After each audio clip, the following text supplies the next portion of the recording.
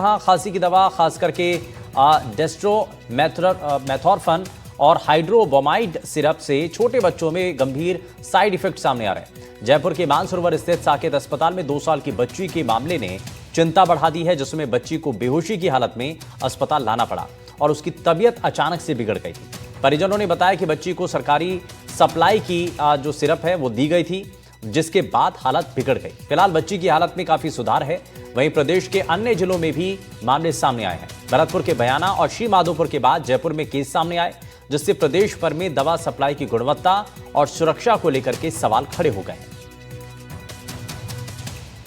जो ये सिरप दिया गया था, ये 4 साल के बच्चों के लिए पूरी तरीके से जो है यहाँ पर मना किया जाता है। और आपको अगर मैं उस सिरप की बोतल दिखाऊं तो आप देख सकते हैं कि ये वही सिरप है जिसकी वजह से जो है इस बच्ची की हालत बिगड़ी। मेरे साथ यहाँ पर जो ट्रीटमेंट कर रहे हैं डॉक्टर, उनसे मैं बातचीत करूँगा। सर, किस अवस्था के अंदर ये बच्ची आपके पास आई? जब बच्ची आई थी तब अचेत थी, सांस नहीं ले रही थी। फिर हमने देखा, सारी चीज़ें देखी तो देखा कि पीपल इसके सिकुड़े हुए थे, तो हमें लगा कुछ ना कुछ पॉइजनिंग का कारण हो सकता है। तो हमने पेरेंट्स से पूछा कि बच्चे ने कुछ ऐसा कुछ खाया हो जिसकी वजह से बच्चा अचेत अवस्था में गया।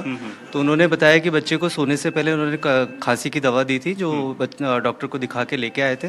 और जब बच्ची सोई उसके बाद उठी नहीं, तो उसी अवस्था में लेके आए थे। धीरे धीरे हमने उसका सिम्टोमेटिक ट्रीटमेंट किया।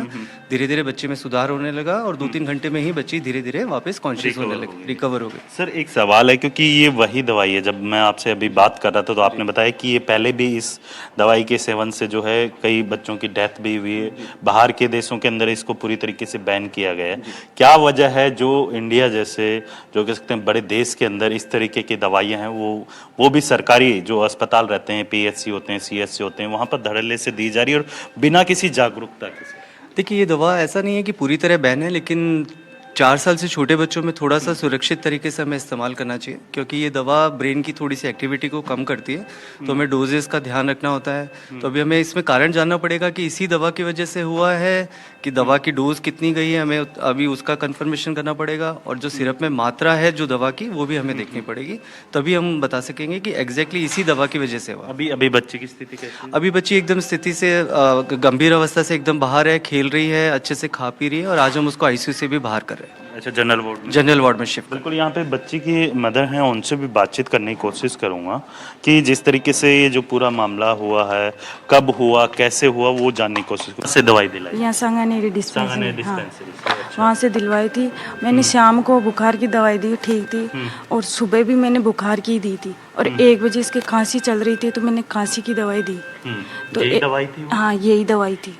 ये दवाई देने के बाद में मैंने इसको, ये सो जाती है 1 बजे, 1 बजे सो गई।